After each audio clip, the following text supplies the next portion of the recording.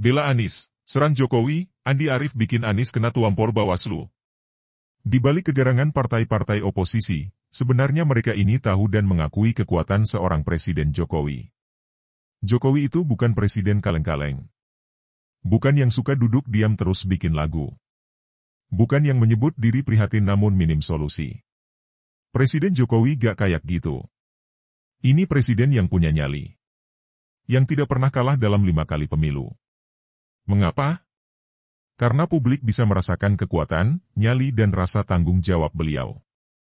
Kedekatan Presiden Jokowi dengan rakyat itu juga sebuah kekuatan yang super besar, jika kita bicara dalam konteks politik. Lihat saja gema dari pernyataan Presiden Jokowi soal rambut putih dan kerut di wajah, sebagai ciri seorang pemimpin. Pernyataan ini bergema sampai luas dan dalam. Lebih berimbas ketimbang ketika lawan politiknya bicara soal PKI. Ngomong aja ini PKI itu PKI, emang mayoritas rakyat percaya? Apalagi kalau ada yang berani malu menyebarkan hoaks bahwa Presiden Jokowi keturunan PKI. Anda akan dihajar sama netizen. Nah, ketika Presiden Jokowi bilang rambut putih dan kerutan di wajah, khususnya rambut putih ya. Isu itu beredar masif. Jadi bahan analisa para pengamat politik. Jadi bahan lelucon para menteri Jokowi. Ya gak apa-apa, wong Pak Jokowi juga ngomongnya sambil ketawa kok.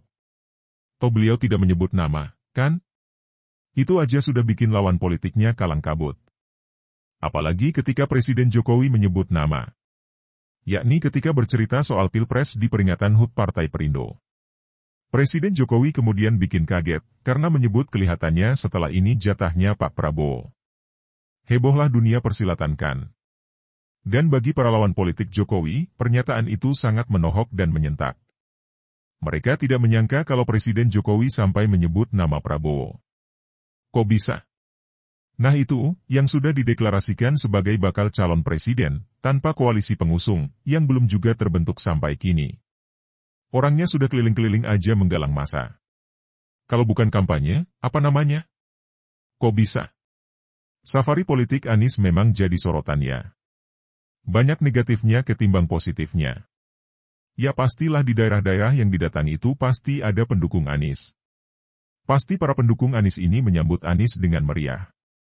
Namun, ini kan bukan masanya kampanye. Tidak ada calon lain yang jadi saingan Anies. Safari politik Anies juga kental dengan politisasi masjid. Dengan adanya acara penandatanganan petisi dukungan menjadi Presiden 2024 di masjid. Nah, yang menyambut dengan protes pun ada. Di Makassar, kedatangan Anies juga disambut dengan demo para mahasiswa. Mereka menyebut tujuan Anies ke sana ya kampanye. Padahal belum waktunya kampanye buat 2024. Akhirnya, berujung dengan adanya laporan ke Bawaslu.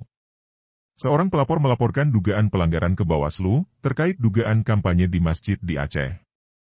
Namun laporan itu dinilai tidak memenuhi syarat material, sehingga kajian Bawaslu menyatakan tidak menemukan adanya pelanggaran yang dilakukan oleh Anies.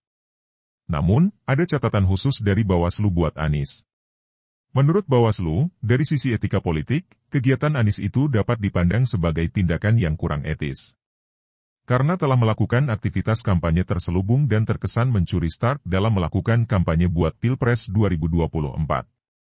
Bawaslu kemudian juga mengimbau untuk tidak melakukan kegiatan politik di tempat ibadah. Untuk menciptakan kondisi yang sejuk dan damai dalam tahapan penyelenggaraan pemilu. Pernyataan-pernyataan Bawaslu ini sangat menohok ya. Memalukan buat Anies. Juga memalukan buat bakal koalisi pengusung Anies, yang menyebut diri mereka sebagai koalisi perubahan. Malu dong, sampai disebut mencuri start dan tidak etis. Calon presiden kok nggak tahu etika? Kalau merasa pede terhadap kemampuannya sendiri, mengapa sampai mencuri start segala? Gitu kan? Elit Partai Demokrat pun turun tangan. Andi Arief pun membalas pernyataan Bawaslu. Menurut Andi Arief, Bawaslu harusnya menegur Presiden Jokowi, karena Pak Jokowi bolak-balik mengendorse Ganjar, Airlangga dan Prabowo. Andi Arief juga menyinggung lembaga-lembaga survei yang dia sebut mengendorse Capres-Cawapres lebih awal. Andi Arief mempertanyakan etika buat lembaga-lembaga survei tersebut.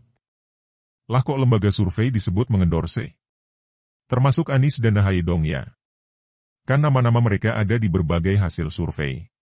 Saya kira soal lembaga survei itu sudah di luar konteks ya. Andi Arief pasti tahu kok. Mungkin dia sebut-sebut biar kedengeran heboh aja hehehe. Justru di sini kelihatan bukti bahwa lawan politik Presiden Jokowi sebenarnya tahu dan mengakui kekuatan seorang Jokowi. Dan takut juga sebenarnya hehehe. Kembali ke Bawaslu. Menanggapi desakan Andi Arief ini, jawaban Bawaslu malah jadi menohok balik ke Andi Arief.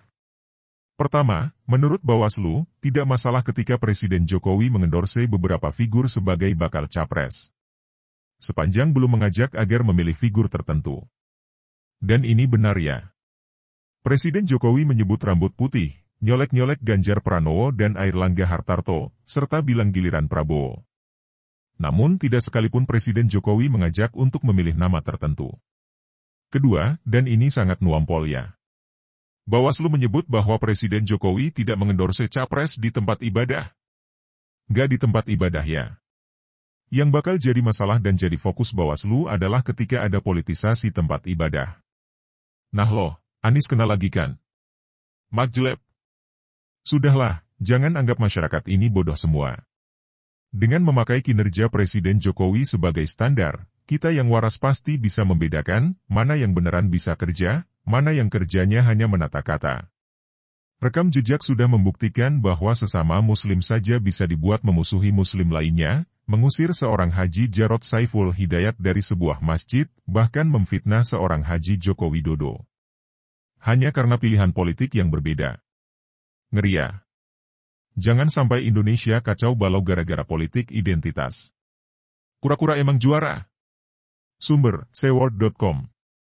Terima kasih telah mengunjungi channel kami, semoga bermanfaat, salam sejahtera selalu, jangan lupa like, komen dan subscribe-nya, sampai jumpa lagi di berita-berita kami.